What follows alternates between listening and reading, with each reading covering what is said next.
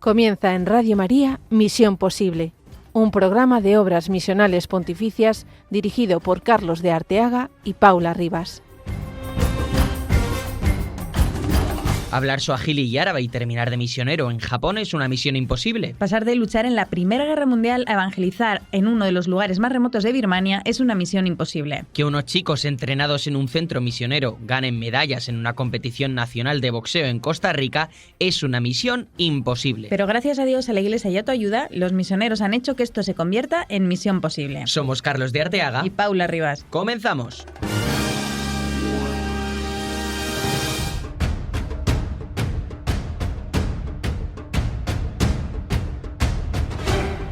Buenos días, queridos oyentes. Empieza este nuevo programa de Misión Posible de la mano de Obras Misionales Pontificias, como siempre, cargado de nuevo contenido. Paula, ¿qué tal estás? Cuéntanos, ¿qué vamos a tener hoy? ¿Qué tal, Carlos? Buenos días. Pues hoy vamos a conocer a un misionero español que, tras varias experiencias de misión por todo el mundo, decidió acabar en el país con menos cristianos y menos sacerdotes que encontró. Además, vamos a conocer qué diría un santo misionero sobre cómo podemos vivir bien la Cuaresma.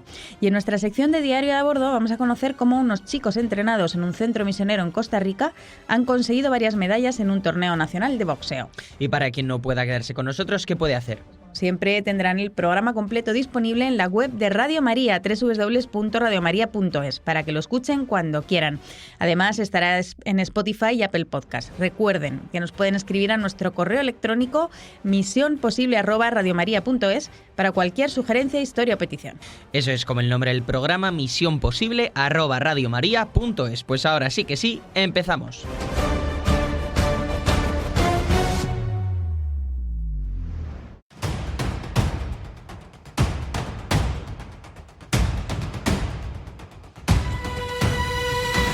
Cuando uno se imagina un país con pocos cristianos y pocos sacerdotes, seguramente le vendrá a la mente algún país de África o algún país olvidado en Asia, o una isla en mitad del Pacífico. Sin embargo, este misionero, que había experimentado la misión en países de todo el mundo, descubrió que el lugar con más necesidades espirituales que había visto era Japón.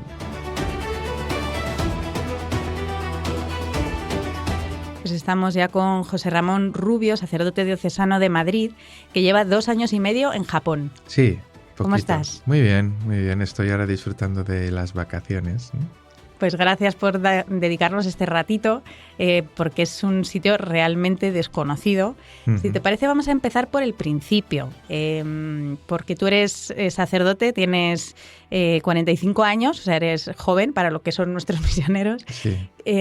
¿Cómo acabas en Japón? Como sé que es largo, te voy a preguntar lo primero. ¿Por qué decidiste ser sacerdote? Pues yo estudié una carrera de ingeniería en la universidad y luego me dieron trabajo en Madrid porque estudiaba en Valencia, ¿no? Y me vine a trabajar a Madrid y a los 3 meses de llegar a Madrid, con 24 años, un amigo me invitó a un cursillo de cristiandad que yo no sabía lo que era en ese momento.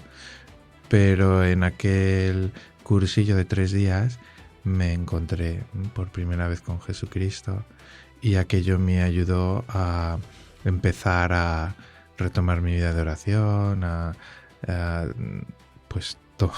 entender un poco mejor qué es lo que celebraba en la misa los domingos. Empecé a hablar con un sacerdote, a confesarme, y aquello fue ordenando poco a poco mi vida y fue apareciendo en mi corazón un deseo de entregarme por entero a Dios. Y también la figura de los sacerdotes era algo que me interpelaba, especialmente cuando les veía celebrar los sacramentos. Así que me pregunté si no me estaría pidiendo el Señor que lo dejara todo, ¿no? Porque también fue un descubrimiento para mí el descubrir que Dios podía tener un plan para mí, cosa que no sabía. Así que decidí acercarme al seminario y empezar el discernimiento para el sacerdocio, y entré en el seminario en el año 2007 y fui ordenado sacerdote en el 2014. Llevo ya 11 años de sacerdocio. Cuando ya eres sacerdote, ya has entregado tu vida. Uh-huh. Se la has dado al Señor por entero y a la Sí. Iglesia. ¿Por qué irse tan lejos? ¿Qué necesidad hay de irse lejos cuando en Madrid hay muchas necesidades y muchas parroquias que necesitan sacerdotes? Sí, pues desde que fui ordenado sacerdote, ha habido una inquietud también en mi corazón que se concretaba, ¿no?, en el deseo de conocer lugares de misión, lugares donde los cristianos fueran una minoría, donde los cristianos estuvieran perseguidos, donde la cultura fuera una cultura con raíces ajenas al cristianismo. Así que desde que me ordené, mis vacaciones las usaba para conocer lugares de misión, y eso me llevó fundamentalmente a Tierra Santa, ¿no?, a países de Oriente Medio. Incluso en ese deseo de acercarme a los cristianos árabes, aprendí también el árabe, y de hecho tengo muchos amigos sacerdotes en Israel, en Palestina, en Jordania, en Siria, en Irak. Y también el Señor me regaló el poder ir a Sudamérica. Estuve en Perú. Fue bonito ver también la herencia de la fe que ha dejado también España desde finales del siglo XVI. Y también pude estar en Calcuta. Para mí fue muy importante cuando era seminarista la publicación de las cartas privadas que Santa Teresa de Calcuta le dirigía a sus directores espirituales, y quise poder conocer más de cerca la labor de las misioneras de la caridad y pude estar allí. También fue una experiencia muy enriquecedora. Y también el Señor me concedió la gracia de poder viajar a China y a Japón, y también a Tanzania, ¿no? Fue la última experiencia misionera que pude vivir antes de empezar a discernir ya más profundamente pues si realmente el Señor me estaría llamando, ¿no?, a dejar mi tierra y marchar lejos. Y pues después de un tiempo, y sobre todo con la experiencia misionera en Tanzania que viví, pues me decidí a hablar con el obispo me dio permiso, y desde hace 2 años y medio pues estoy en Japón. Me hace gracia que hayas aprendido árabe. Sí. No sé si aprendiste algo de suajili también. Pues mira, antes de ir allí compré una gramática de suajili, y ciertamente de todas las lenguas que he estudiado ha sido la más sencilla. Creo que es sencilla. De hecho, a los 3 días de llegar allí, pues ya podía mantener conversaciones muy básicas y celebrar la misa, ¿no? Porque si la misa, pues las oraciones de la misa son prácticamente todas las mismas. Y luego además es que el suajili tiene como raíz las lenguas bantúes, pero también el árabe. Entonces hay muchas cosas de la gramática que me eran muy sencillas de aprender porque ya sabía árabe. Sí. Entonces, claro, decides obviamente ir a Japón para utilizar Sí. tanto el árabe como el suajili. ¿Por qué Japón? Pues al final fue una decisión muy sencilla, ¿no? Era el lugar donde menos cristianos había y donde menos sacerdotes había, y allí decidí proponerle al obispo que pudiéramos hacer una labor misionera. ¿En qué diócesis estás ahí en Japón y qué te encuentras al llegar allí? Pues mira, la diócesis donde yo estoy es la diócesis de Osaka Takamatsu y tiene 20 millones de habitantes. Y en general, no solo en la diócesis, pero en el país, los católicos son un 0,3% de la población. Así que el 0,3% de 20 millones son alrededor de 50.000 personas.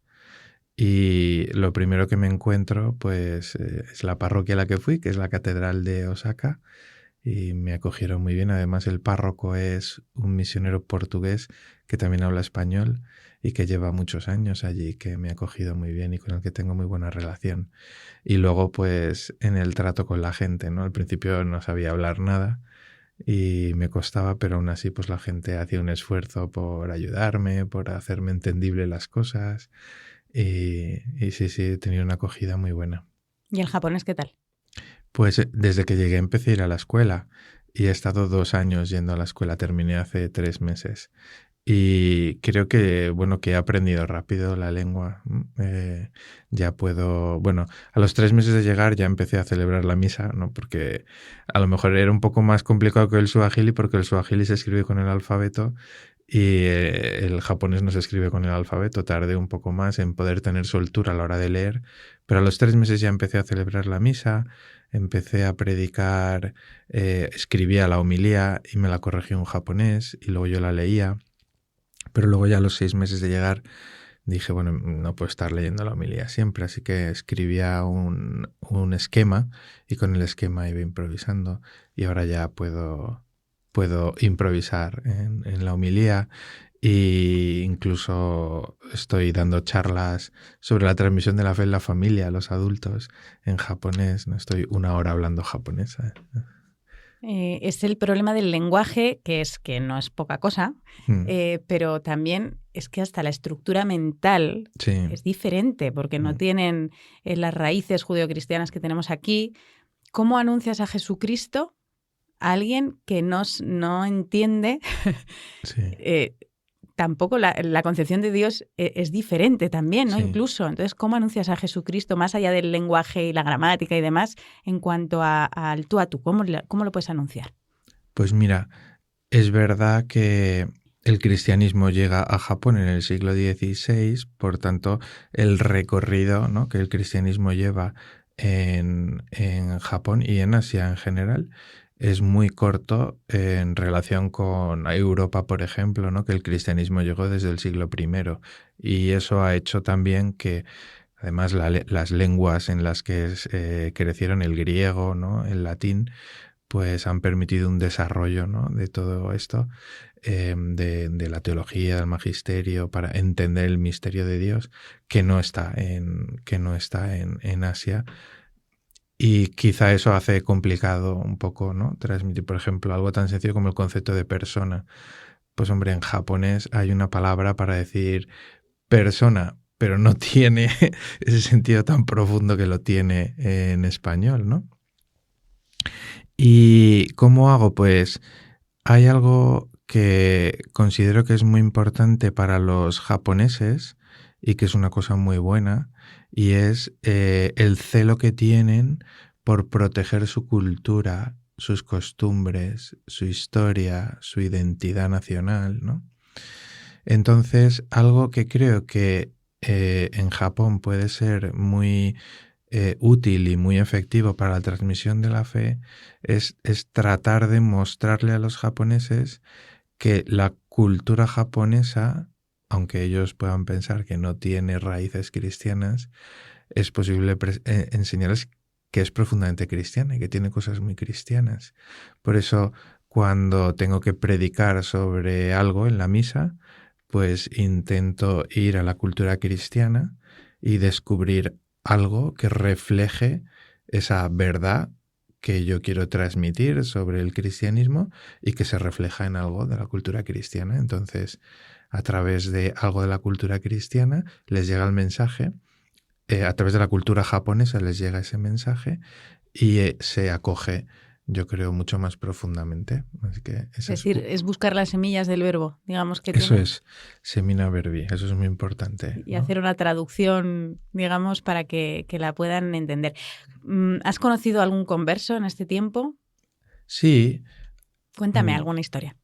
Pues se acercan a la parroquia algunas personas no bautizadas que tienen curiosidad por el cristianismo y algunos piden el bautismo, ¿no?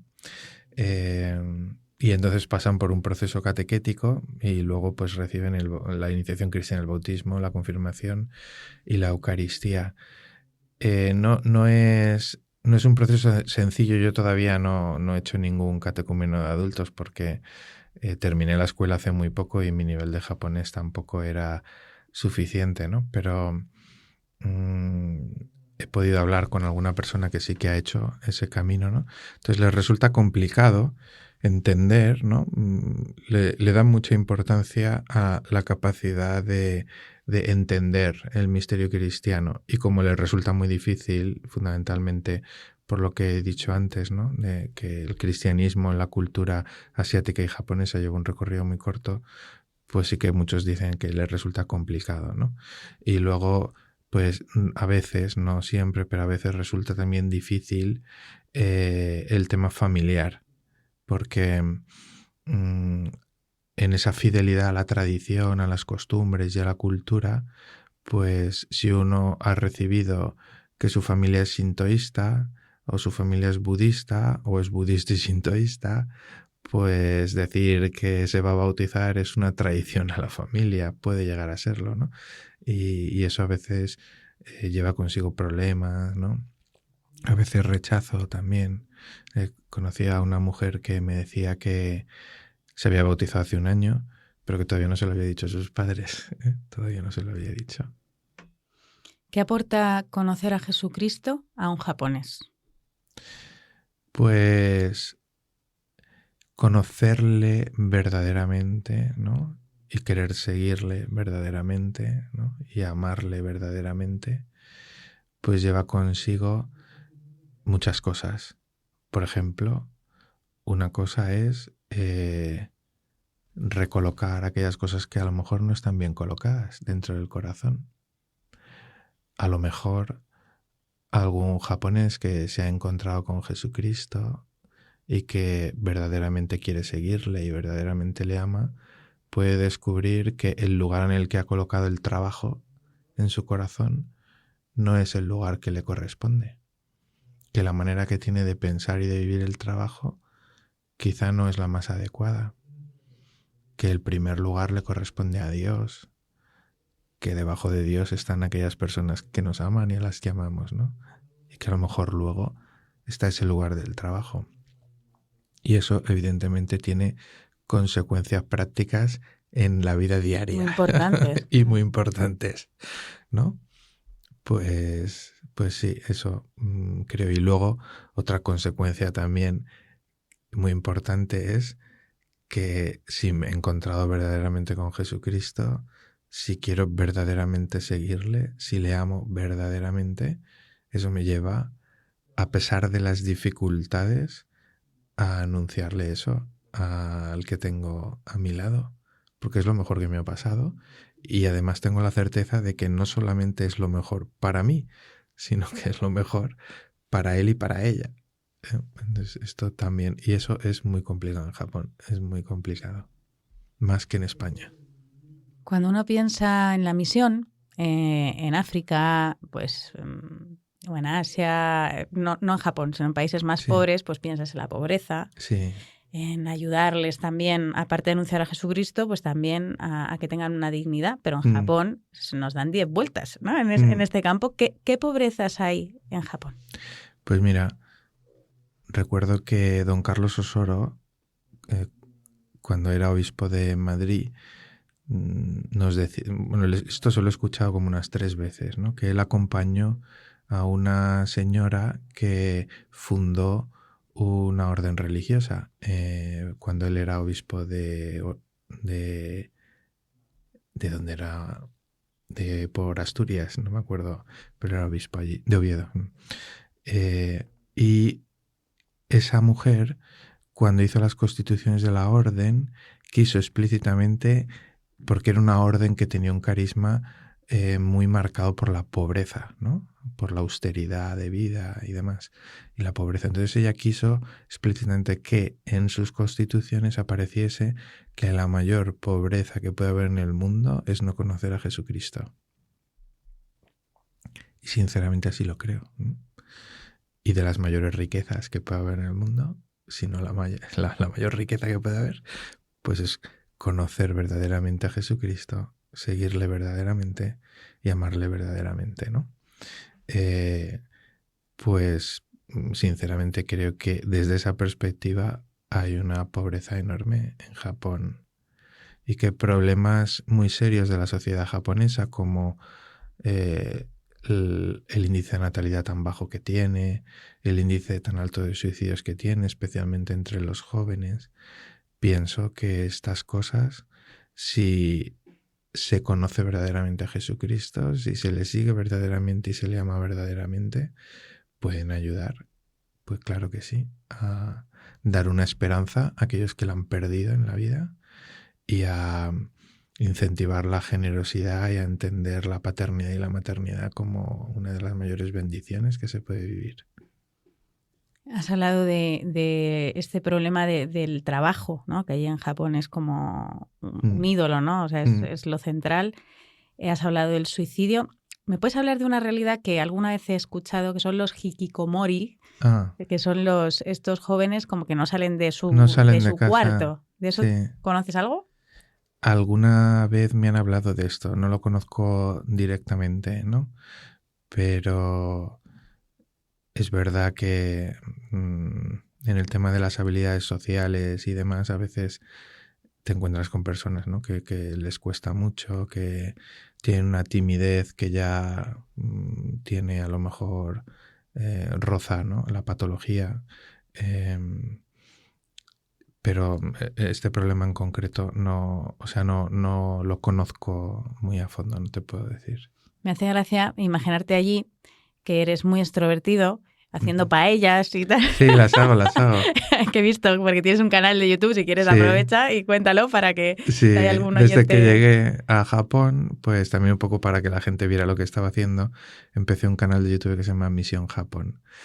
Hace como un mes que no pongo ningún vídeo, lo tengo un poco dejado, pero mi intención era una vez a la semana, cada domingo, poner un vídeo y quisiera retomarlo, sí, porque creo que la gente lo agradece aquí. Uh-huh. Es que en ese canal te hemos visto hacer paellas, te hemos visto cantar villancicos. Me imagino ante una persona tímida en Japón, cómo viven esta forma de expresarse así con alegría. ¿Les llama la atención o se echan para atrás? ¿Has conseguido hacer amigos? Sí, bueno, yo creo que ellos, mientras sean espectadores, no hay ningún problema. El problema es ponerse ante la cámara. De hecho, he conocido, porque se ha puesto en contacto conmigo, con una japonesa que vive aquí en España, y le propuse hacerle una entrevista para el canal de YouTube, pero no, mejor detrás de la cámara que delante de la cámara. Sí. Y sí, voy haciendo amigos. Ya llevo 2 años y medio en la parroquia y la gente ya pues me va conociendo, yo voy conociendo a la gente. Hago un esfuerzo por estar sentado en el confesionario, que es algo que estrecha los lazos de comunión con la gente y da lugar a relaciones de paternidad espiritual muy bonitas.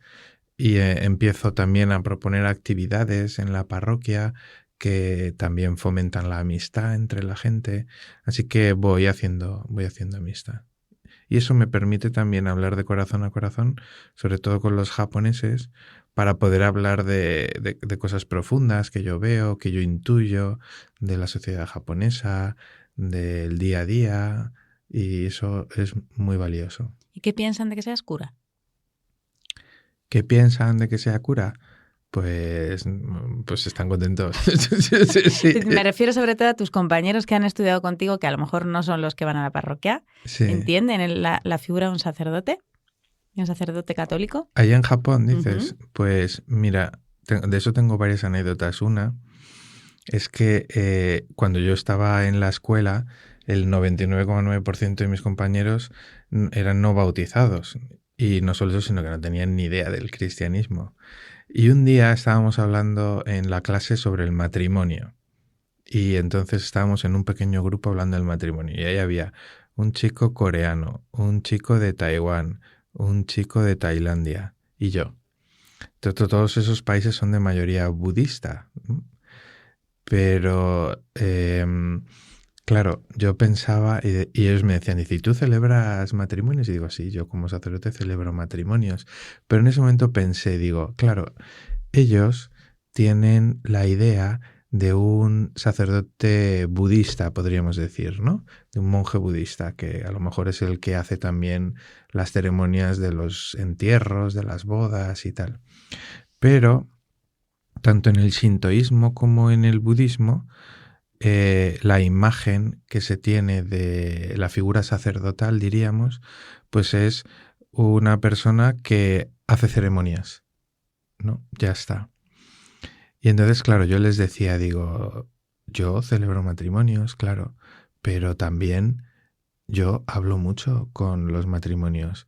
Yo acompaño y ayudo a los matrimonios cuando pasan por problemas. Ellos vienen a hablar conmigo, yo les escucho, yo les puedo acompañar y ayudar. Y entonces estaban un poco sorprendidos, ¿no? Porque la idea que ellos tenían de un sacerdocio pues era simple y llanamente, ¿no? Rituales en momentos importantes de la vida y punto.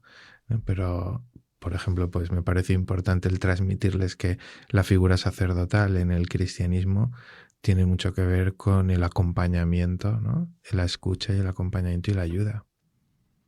Llevas 2 años y medio allí. ¿No ha habido algún momento en el que dices, ¿qué hago aquí?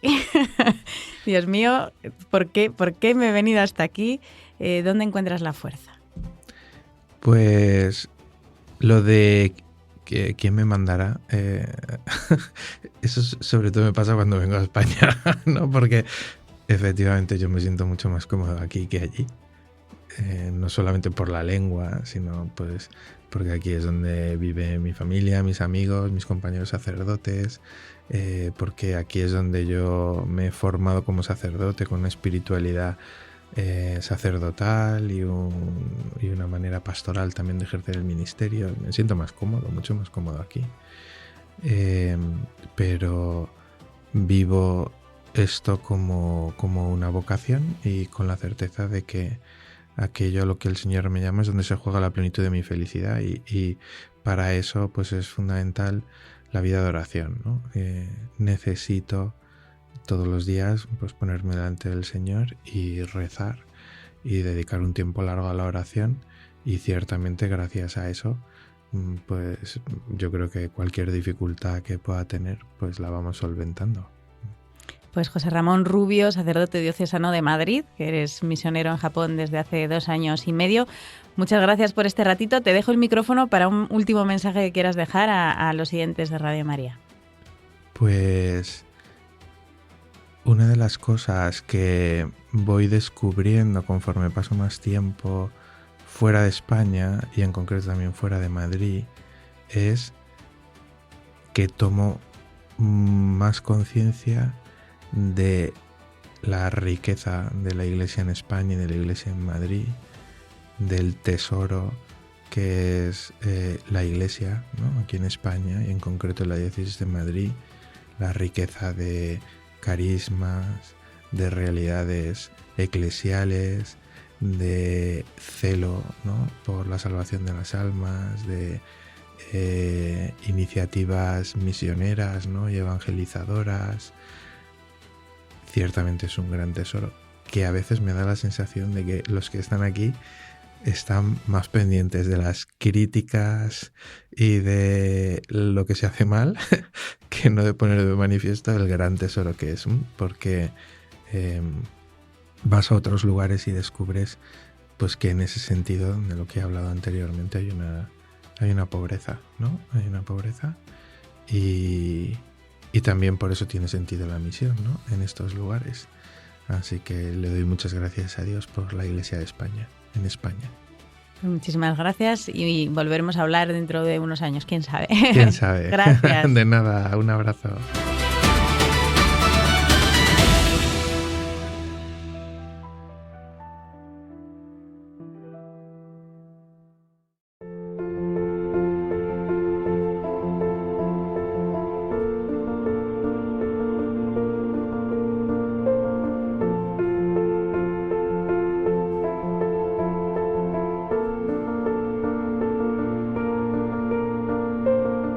Pues seguimos en Radio María en el programa Misión Posible con Obras Misionales Pontificias. Hemos hablado con el padre José Ramón Rubio, misionero en Japón. Y la verdad, bastante impresionante, ¿no? Su testimonio, cómo pese a haber estado en países que, digamos, a lo mejor te imaginas un poquito más ahí un misionero, acaba en Japón. Es muy bonito sobre todo ver ese esfuerzo por entender las categorías mentales del japonés, ¿no? Y hacer llegar el evangelio pues a personas que es que ni siquiera a lo mejor le esperan, ¿no? Y ahora vamos a continuar hablando y dando paso a un gran colaborador de este programa como es Justo Amado. Dado que este miércoles hemos comenzado la Cuaresma, vamos a conocer qué diría un misionero sobre este tiempo de preparación a la Pascua. ¿Qué diría un misionero sobre cómo vivir la Cuaresma? Pues entre los muchos misioneros que podrían hablar de cómo vivir la Cuaresma, nos vamos a centrar en uno que era espectacular. Se llamaba Clemente Vismara. De hecho, es considerado el patriarca de la Iglesia en Myanmar, en Birmania. Este misionero italiano había estado luchando en la Primera Guerra Mundial como soldado. Cuando acabó aquella locura, quiso ser sacerdote y sacerdote misionero. Entró en el Pontificio Instituto de Misiones Extranjeras, una institución de sacerdotes diocesanos que querían ir a misión, italianos, y que habían hecho muchísimo bien en Asia, sobre todo en el sureste, en Camboya, Laos, Tailandia o Birmania. Y entonces, pues, fenomenal, se fue allí. Llegó en 1924 y lo mandaron a un sitio tan remoto que, de hecho, cuando pasó la Segunda Guerra Mundial en 1943, 44 y 45, que pasó por Birmania, en esa zona que era tan remota, prácticamente ni se enteraron. Seguían viviendo pues al día del cultivo de la tierra y de los frutos de la tierra. Pues allí estuvo destinado Clemente. La zona era Kentung, una zona montañosa de bosques que en aquella época estaba prácticamente inexplorada por los europeos, que está encima de Tailandia, cerca de las fronteras de Laos y China. Y allí vivía de forma, con muchísimas privaciones. O sea, de hecho, me acuerdo que escribía, hay un texto muy, muy, muy simpático que decía: ¿para qué trabaja un misionero? Dice: para hacer dinero. Si quieres trabajar en horario de máxima audiencia, fracasar en un horario de máxima audiencia, sé un misionero. Es una profesión que hace adelgazar. Decía que ni los ladrones entraban en su casa, a pesar de que la casa estaba siempre de par en par. Y que solo cerraba la puerta para que no entraran serpientes. Entonces, ¿qué puede ofrecer un misionero como este, que se levantaba sin despertador, se lavaba sin palangana, estas son palabras suyas, rezaba sin iglesia porque las tuvo que levantar él, comía sin mantel y viajaba sin dinero porque iba de una misión a otra, él andando? ¿Qué puede ofrecer un misionero como este, que se pasó nada menos que 65 años, solo volvió una vez a Italia, y que falleció a los 91 años en 1988? ¿Qué podía ofrecer este hombre cuando llegaba la Cuaresma? Pues claro, nosotros podemos ofrecer tantas cosas. Pues él tenía como penitencia para ofrecerle a Dios durante la Cuaresma escuchar sin límites. ¿Qué significaba esto? Que cualquiera que viniera a verlo, de día o de noche, estuviera él muy ocupado o queriendo hacer muchísimas cosas, le escuchaba sin límites. Que le contase lo que quisiera, que se desahogara. Una forma de ver en el otro a Jesucristo. Y así vivía su Cuaresma, escuchando sin límites. Qué bonito, ¿verdad? Pues nosotros también tendríamos que buscar qué es lo que nosotros podemos ofrecerle al Señor, con este espíritu de este gran misionero Clemente Bismara. Y pues ruega por nosotros, San Clemente Bismara, porque es santo.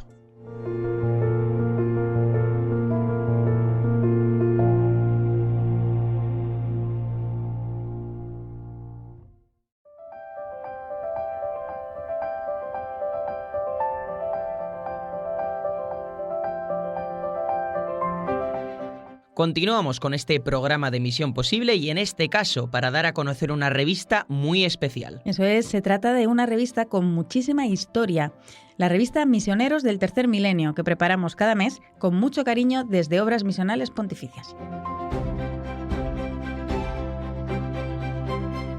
Pues tenemos aquí a Alfonso Blas, director de la revista Misioneros y compañero nuestro de Obras Misionales Pontificias. ¿Qué tal estás? Hola, bien, por aquí estamos, bien, trabajando un poquito. Es una alegría hablar contigo, Alfonso, porque queremos dar a conocer un poco pues, lo que se hace, ¿no? Que hay mucha gente que no lo conoce. ¿Qué es la revista Misioneros? Bueno, Misioneros es una revista que informa de la labor que hacen los misioneros en los países de misión y también de la realidad de los pueblos con los que trabajan, o sea, de la situación político, social, económica de los pueblos de los países de misión en los que se encuentran trabajando estos misioneros, ¿no? Aparte tenemos unas páginas que también hablamos de la animación misionera que se hace desde las diócesis. Luego también informamos de las ayudas que dan las obras misionales pontificias a determinados países. Entrevistamos a misioneros contándonos cuál es su realidad. Un poco, es decir, un contenido, es una revista mensual, son 10 números al año porque en el verano hacemos, o sea, julio, agosto, septiembre solamente hacemos un número. Está hecha, es editada por Obras Misionales Pontificias, pero en colaboración con otros 17 institutos misioneros, que son congregaciones, el caso de Yeme es un instituto misionero, que es con una vocación específicamente de misión ad gentes, ¿no? Es decir, y no sé, es decir, un poco eso sería así a grandes rasgos. Además, yo creo lo bonito también es que precisamente por ser de Obras Misionales Pontificias se da voz a todo tipo de congregaciones, ¿no? ¿Cómo hacéis ese trabajo para ver quién escribe o qué entrevistas se hacen? ¿Cómo se hace ese trabajo? A ver, normalmente, bueno, tengo una persona que es un colaborador que tiene un poco los contactos de la revista, de las congregaciones, de los institutos misioneros, y se pone en contacto para ver qué misionero está de paso, quién puede ser interesante. Bueno, si hay un tema de actualidad, pues entonces tratamos de buscar si hay algún misionero que esté en la zona en ese momento, pues claro, es decir, vamos directamente a eso. Y es para eso, bueno, es mejor, tenemos una base de datos que ha elaborado Obras Misionales Pontificias, que nos permite saber en cada momento quién es, pues los misioneros en qué países están, si podemos disponer de ellos. A veces pueden hablar, otras veces puede ser más complicado, según la situación, porque a veces el tema de la libertad religiosa en algunos países es delicado, ¿no? Es decir, pero normalmente sí están dispuestos a hablar y son además una fuente de información de primer orden, o sea, porque están viviendo, conocen perfectamente la situación de los países en los que están trabajando, ¿no? Es decir, en los que están evangelizando. Si hay alguno de los oyentes que dice, oye, qué interesante, una vez al mes, es en papel. Estamos Es hablando de en una revista en papel. Además muy económica. Que se envía a casa, ¿no? Se envía a casa, sí, es en papel, se envía en casa. ¿Cómo se podría suscribir? Pues pueden mandar una petición de suscripción a un correo electrónico, si quieres os lo digo. Sí, claro. Es misioneros o de obras misionales o de obras m de misionales y p de pontificias.es. misioneros@omp.es. Exacto. Yo creo que además es interesante porque aquí es verdad que damos a conocer muchos misioneros, muchas historias, pero no se puede profundizar como se puede profundizar en una revista, de estar tranquilamente leyéndotelo a tu ritmo. Aquí, pues como es la radio, vamos un poco a matacaballo, entonces está muy bien, ¿no?, tener esta revista mensual para profundizar un poquito más. Sí, porque un poco... A ver, no tratamos de dar, o sea, estamos pendientes de la actualidad, pero sobre todo lo que tratamos es de crear contexto, de un poco que la gente tenga una idea muy global y además yo creo que tenemos buenos colaboradores que conocen muy bien las realidades de los países y entonces se hace una idea global de lo que puede pasar en esos países, ¿no? Es decir, que pueden ser de interés. Bueno, pues en el último número hablamos de Venezuela, estamos preparando un artículo sobre Cuba, pero pues hemos hecho también en el número de febrero va el tema de la campaña contra el hambre. Luego también con el tema atendemos evidentemente las campañas que organiza Obras Misionales Pontificias, o sea, tanto el DOMU, ahora va a ser el clero nativo, infancia misionera, todo eso, prestamos muy especial atención, ¿no?, al tema de campañas, ¿no? Por ejemplo, para poner un ejemplo concreto, en el último número que habéis sacado, ¿qué es lo que nos podemos encontrar? Pues en el último número llevamos un reportaje, como he adelantado un poco, de Venezuela, sobre, bueno, a raíz de la intervención de Estados Unidos se ha creado una situación de incertidumbre y de esperanza. Un poco analizamos sobre todo la situación de la Iglesia, de cómo lo está viviendo esa situación. Luego llevamos la campaña de Manos Unidas contra el hambre, que un poco el lema que llevan es declara la guerra al hambre, porque un poco vienen a manifestar que hay que luchar contra la guerra, porque en las situaciones de conflicto es cuando la situación alimentaria y la posibilidad de pasar hambre se agudizan, ¿no? O sea, es decir, detrás del hambre hay otras causas Y siempre, bueno, lo que se suele decir es que si se quisiese, se podría erradicar el hambre. Es decir, de hecho, bueno, se invierte muchísimo más en armas que en lo que se invierte en acabar, o sea, en tratar de alimentar a la humanidad, ¿no? Y luego llevamos, que esto es también importante porque es una campaña que es el Día de Hispanoamérica, que este año, que se celebra el primer domingo de marzo. Me parece que este año cae en 1. ¿Sí? Y el lema que llevan es caminamos juntos, compartimos alegrías. Y un poco esta jornada hace mención a la colaboración que hay muy estrecha que ha habido entre las iglesias española y las iglesias de América Latina. Hay que tener en cuenta que la mayor parte de los misioneros españoles, por el tema del idioma, están realizando su labor en países en América, ¿no? Es decir, y entonces estrechar esa hermandad, esa colaboración que lleva desde la evangelización, o sea, desde el encuentro hace 500 años, un poco pues, es esa implicación, ¿no?, de evangelización, de dar a conocer a Jesús y su labor. Pues nada, animamos a todos los oyentes que nos están escuchando, a ti que tanto te gustan estas entrevistas que realizamos, pues para que puedas profundizar un poquito más en este mundo de la misión de la Iglesia. Recordamos escribiendo un correo a misioneros@omp.es para suscribirse a esta revista Misioneros Tercer Milenio. Pues muchas gracias, Alfonso Blas, que eres el director de esta revista. Muchas gracias a vosotros. Un abrazo. Un abrazo.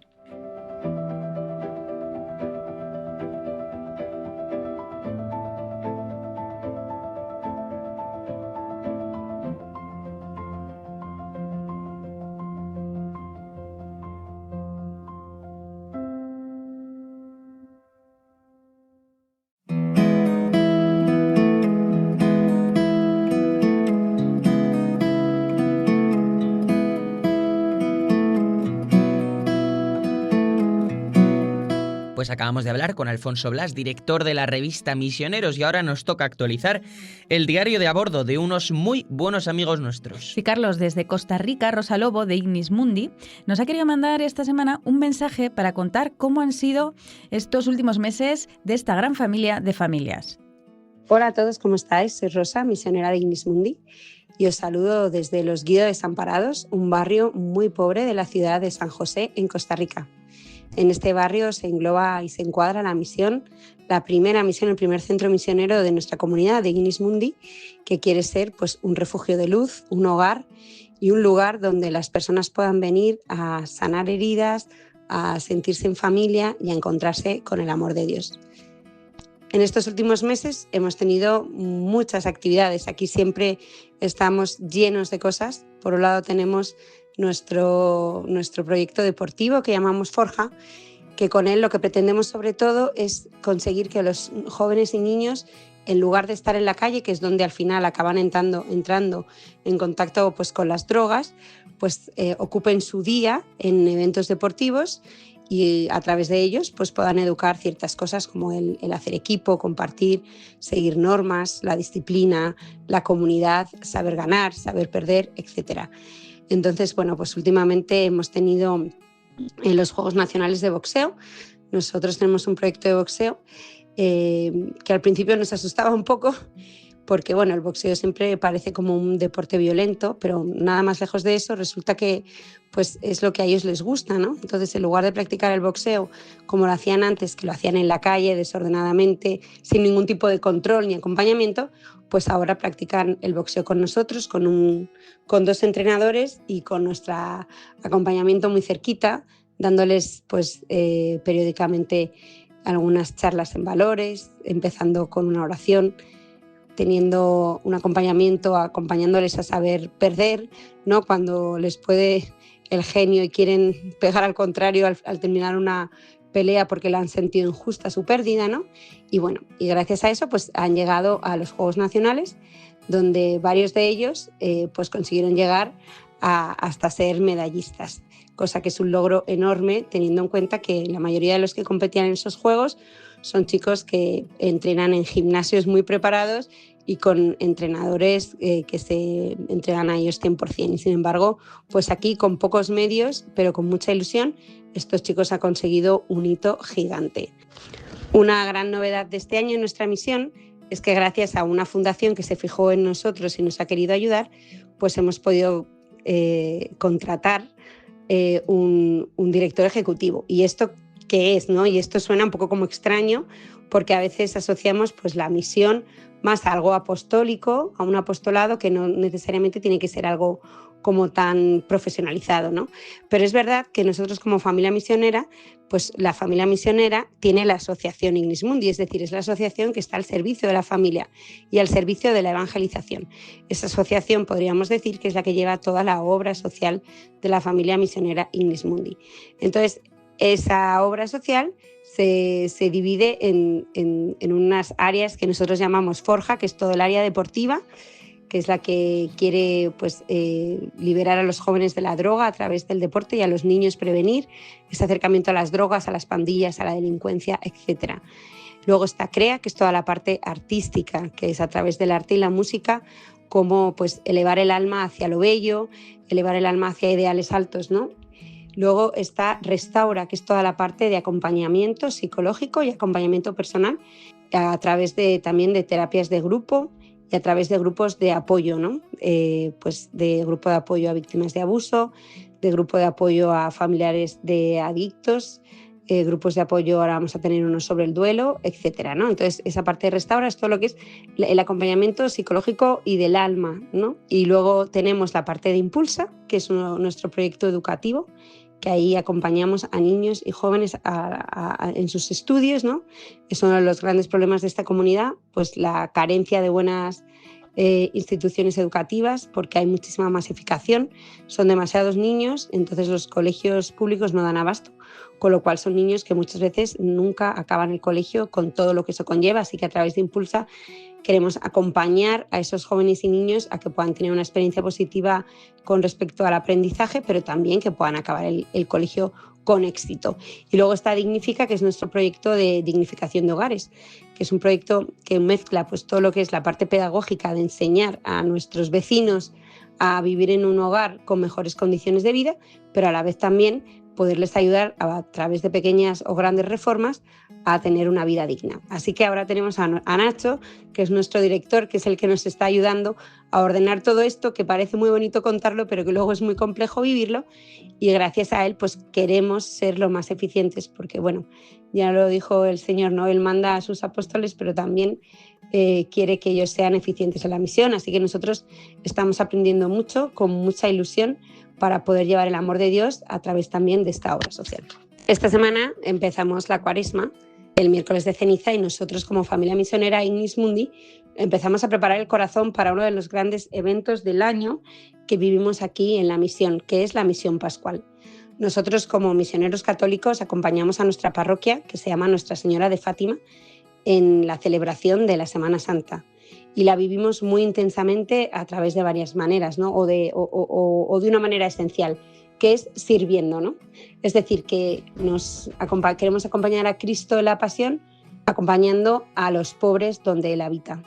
Así que cada misión pascual, cada Semana Santa, pues junto a todas las personas que nos quieren acompañar, vivimos una semana en servicio y en anuncio. Es decir, que seguimos nuestra tarea evangelizadora tratando de visitar los más hogares posibles de nuestro barrio, llegando donde a lo largo del año, por tiempo y por actividades propias de la misión, no tenemos tanto oportunidad, y tratando pues, de llegar a todas esas casas, a conocer cómo viven esas personas e invitarlas a acercarse a la iglesia a través de talleres y actividades en esta Semana Santa.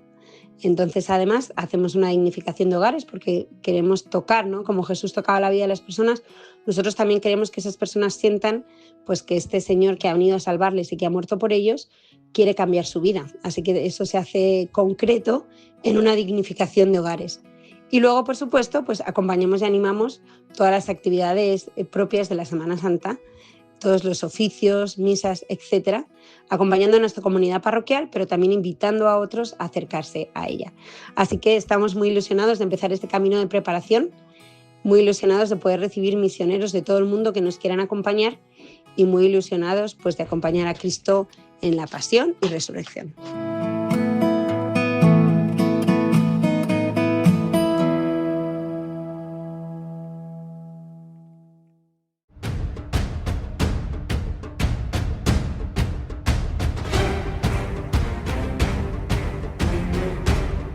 Pues este programa de Misión Posible de hoy está muy cerquita de terminar, pero antes de marcharnos, querido oyente, José María Calderón, el director nacional de Obras Misionales Pontificias, tiene un mensaje para ti.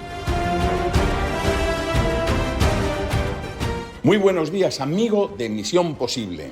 Un viernes más nos encontramos los apasionados por la tarea evangelizadora de la Iglesia. Bueno, miento, porque si fuéramos todos los que debemos ser, estaría toda la Iglesia atentos a este programa, pero desgraciadamente no todos lo conocen.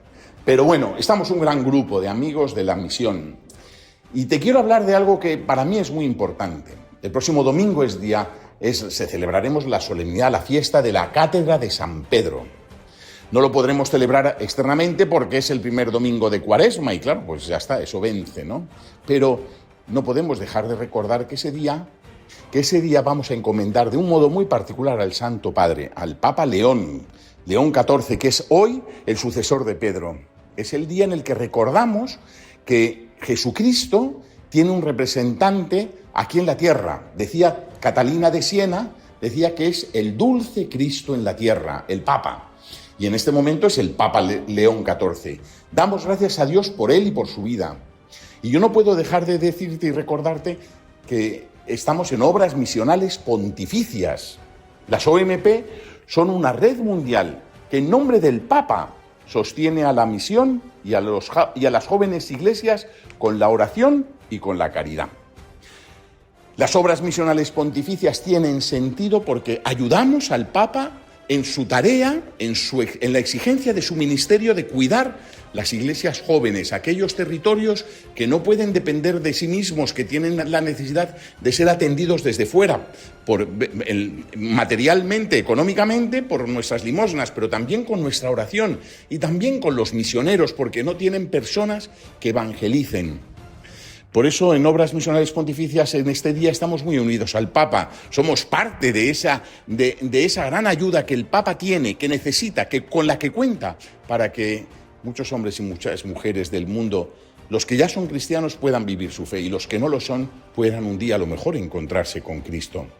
Demos gracias a Dios por el Papa León XIV, que además fue misionero y sigue teniendo un corazón muy misionero, y pidámosle al Señor que las OMP, las Obras Misionales Pontificias, a través del DOMUN, a través de la infancia misionera y a través de la jornada de vocaciones nativas, podamos ayudarle al Papa a que haga su labor de ayuda y de mantenimiento de esos territorios. Encantado y hasta la próxima, el próximo viernes.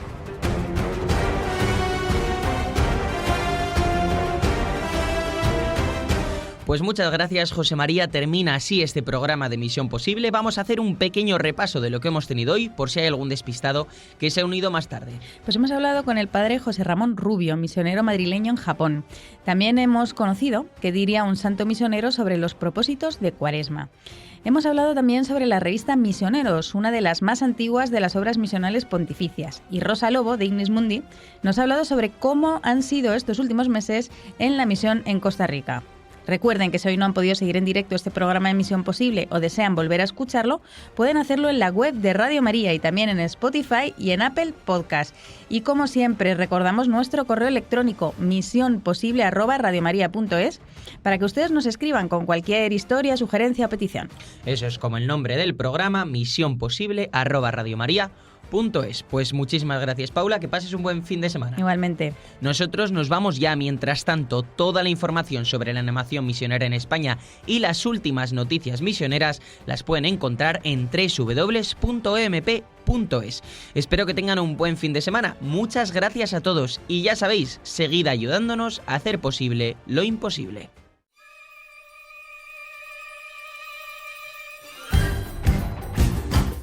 Así finaliza en Radio María Misión Posible, un programa de obras misionales pontificias dirigido por Carlos de Arteaga y Paula Rivas.